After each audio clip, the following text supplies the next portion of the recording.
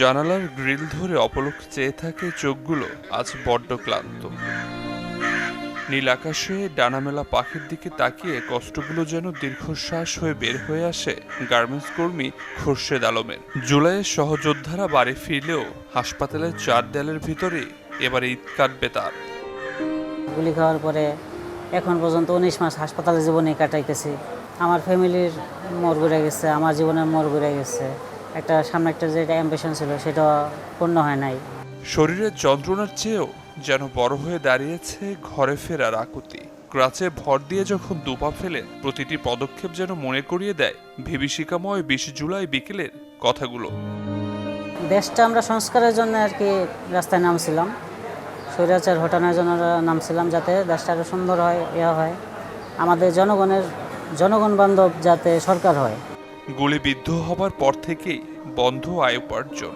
5 মে সহ 7 জনের সংসারে চাকা এখন কোনো মতে ঘুরছে মুক্তিযুদ্ধ মন্ত্রণালয় থেকে মাসে পাওয়া 20,000 টাকায়।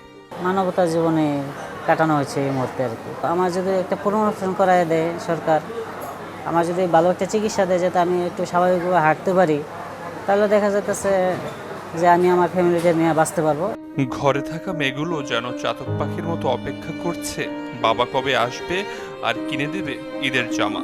আব্বু, তুমি হাসপাতাল থেকে কবে আসবা? কবে আমরা ঈদের জামা কিনবো? মেজো মেয়ে বলতেছে, আব্বা তুমি বাসা আসবা না ঈদের সময়? আমি বলছি, না বাবা, আমি তো আসতে পারবো না, হাসপাতাল থাকা লাগবো। এই কথা বলার পরে ও মেয়েটা আমার কাইন্দা দিচ্ছে,